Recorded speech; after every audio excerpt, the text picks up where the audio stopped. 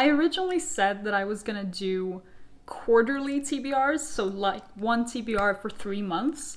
And so I did that a while ago. I did my first quarter TBR, but I've changed my mind. And now I want to do monthly TBRs, you know, the classic way that people do it on BookTube. But I've pretty much already read everything in my first quarterly TBR anyway. I'm currently reading the last book that was on that TBR, and I've read like 3 other books as well. So, I mean, I'm not diverging from my first quarterly TBR. I just did that one faster than than I expected, I guess. So I don't know, maybe I should rename that video like my January-February TBR. I don't know, I'm probably not gonna do that. But today I want to do my March TBR. And first I'll say that I'm currently reading Uprooted by Naomi Novik, which is the last book on my first quarter TBR that I haven't read yet. I haven't finished this yet. I'm only a little way through it, but I do still have like 4.5 days left of February, so I'm hoping that I can finish this before February's up. But if I can't and I have to carry this over for like 1 or 2 days into March, then that's fine. So I'm currently reading this one. It's a fantasy standalone. I see a lot of people referring to it as YA, but I'm not sure if it actually is. I found some quote by the author saying that it was actually written for adults. So I'm probably gonna count it as adult in like all my stats and stuff. It's like a youthful adult novel, I guess. It's about this girl called Agnieszka. I don't know how to pronounce that, but something like that. Who lives in this valley where there's like this dark, evil forest. And the lord of like her valley is a wizard. They call him the dragon, which for me, who just read The Wheel of Time, is a little strange, but fine. He's the dragon, even though he's not the dragon, because that's loose there, but okay. So anyway, they call him the dragon, and every 10 years he comes down and he takes a girl from the valley, and it's always a 17-year-old girl. So you know, like, if your daughter is born a certain year, then she will be, like, in the lineup. And he takes her, and she has to go with him for 10 years and live with him, and then he lets her go, and he always gives her, like, a bunch of money and stuff. So, I mean, he's not, like, taking these girls and, like, torturing them or anything, as far as we know. But they don't really know what happens to the girls. And Agnieszka is born in that year, so she knows that she's going to be in, you know, the lineup of the dragon. But she's never really been worried about being chosen, because often he picks, like, the most beautiful girl or, like, the most special girl in some way. And she doesn't feel like she's special, and she has like a best friend who's, you know, really beautiful and really special. So everyone assumes he will pick her, but then obviously not everything goes as you would maybe expect. Or I mean, it goes the way you would expect as a reader.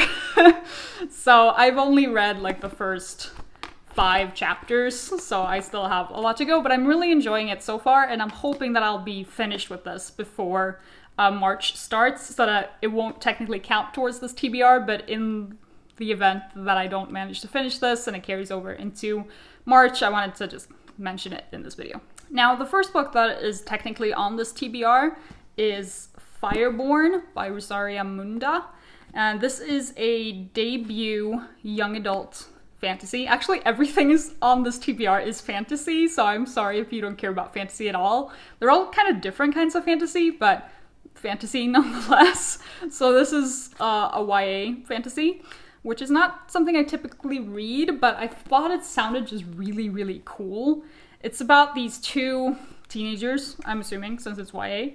When they were kids, there was this like revolution that like changed everything in their world and like gave everyone the like opportunity to try and become a dragon rider, which is like the governing class of their society. They have really different backgrounds.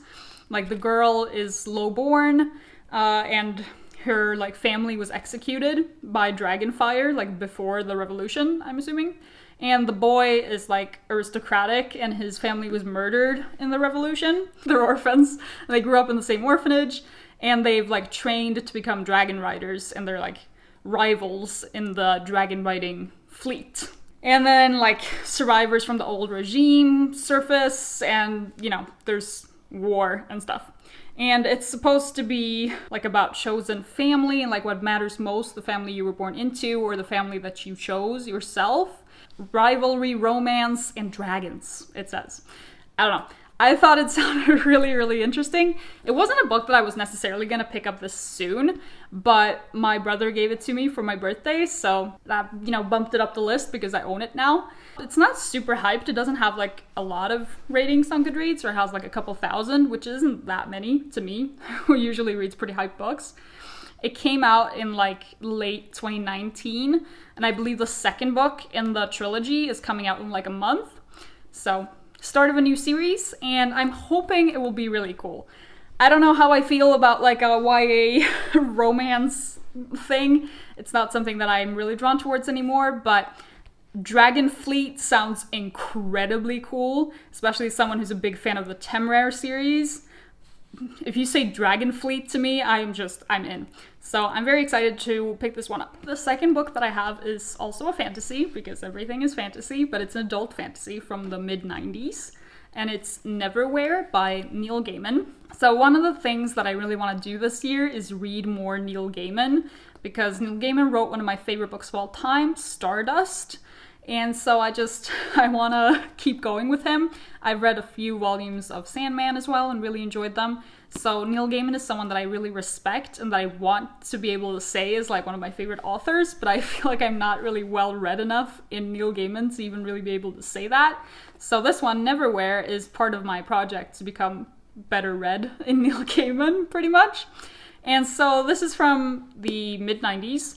And it was written as a standalone, but apparently there's been like hints that there's going to be a sequel coming. So I don't know, I guess it's maybe being turned into a series, but I'm assuming it works pretty well as a standalone if it's been a standalone for 25 years. But it's about this like young businessman in London who ends up finding out and ends up in like kind of a undercity. Like, I don't know if the city's called Neverwhere, but it's like below London somehow. I don't know if that's literal below London or if it's like metaphorically below London. I don't know. But it's like monsters and kind of fantasy creatures, I guess.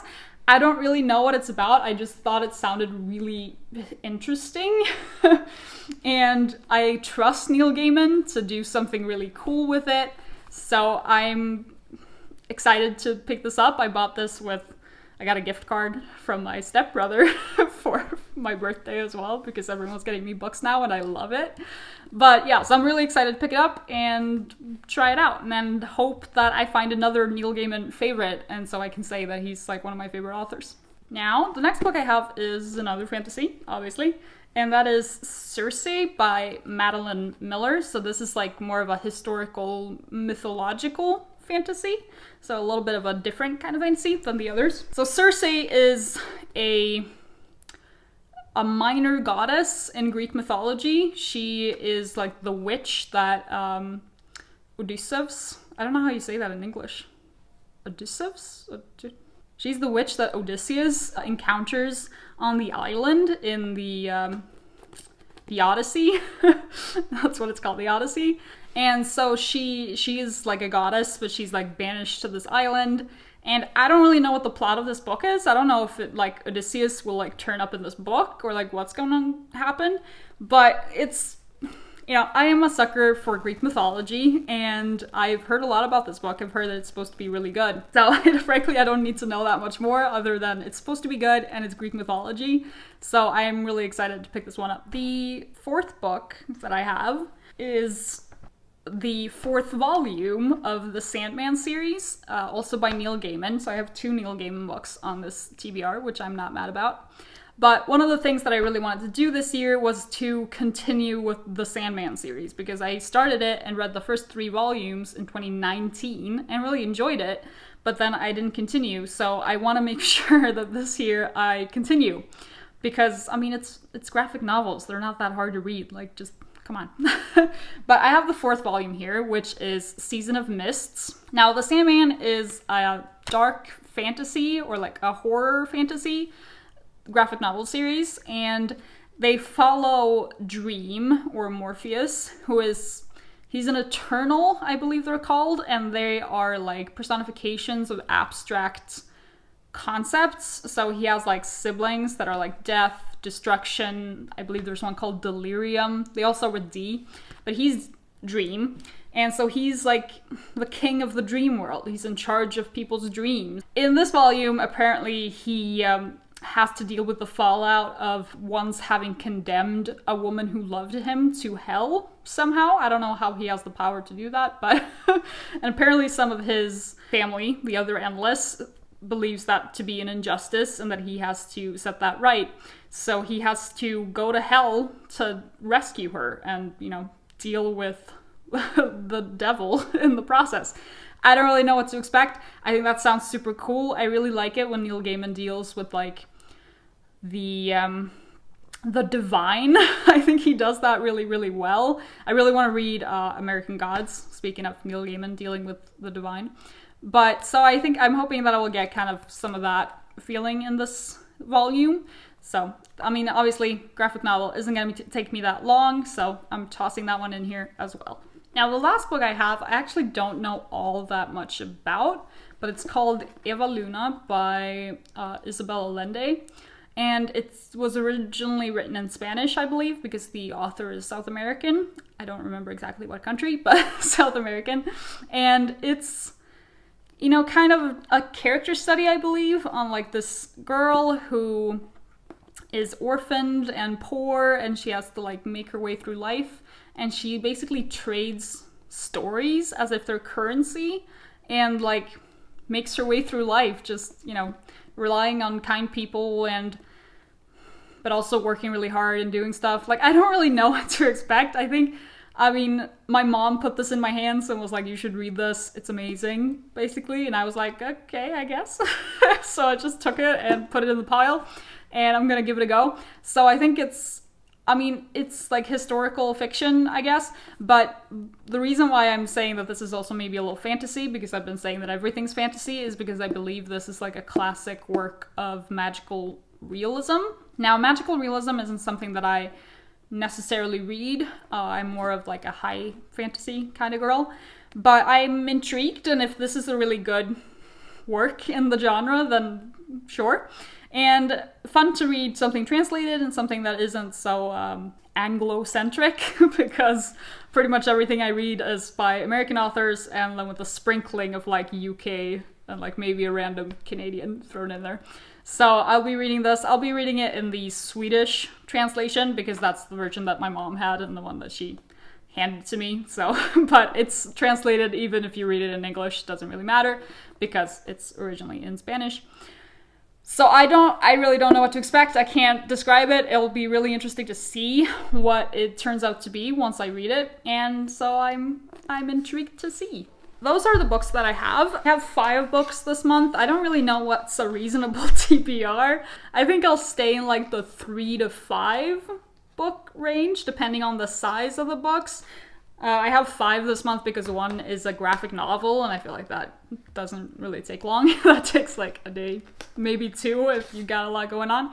So that's why I got 5, but I think I'll be in kind of that range. And I mean, I thought that it would be silly to make TBRs that was just like 3 books, but I don't really agree with myself, with my past self anymore. So I'm thinking that I'm gonna do TBRs every month as well as wrap-ups every month, because I was originally saying I was gonna do wrap-ups every 2 months, but now I want to do it every month. I don't know what I'm doing. I'm kind of just finding my way here. But right now I feel good about doing it every month, especially because that helps me, because I'm not so good at thinking up videos to make. And this is something that I can do very regularly and just kind of keep going. But yeah, those are the books. I'm hoping to get Uprooted finished before March starts, because today is the 24th? I believe today is the 24th. 28, 27. Yeah, it has to be the 24th. Yeah, it's the 24th of February today. So I still have a few days to go before the month is up. Obviously, I got a lot of other stuff going on, but I'm hoping that I will, you know, finish Uprooted by Sunday, because I am really enjoying it. The part that I've read so far, at least, I've really enjoyed. So I don't think that should be much of a problem. And then I'm really looking forward to my pile. I didn't mean for it to be all fantasy. I'm sorry if you like don't care about fantasy at all and you're like really bored by that. But I love fantasy. It's my favorite genre. And I feel like I got like kind of different takes on fantasy, like a little YA, a little mythological, you know, a graphic novel, and some, you know, magical realism. That book isn't really fantasy, honestly, but it's kind of fantasy adjacent, so I'm counting it as fantasy.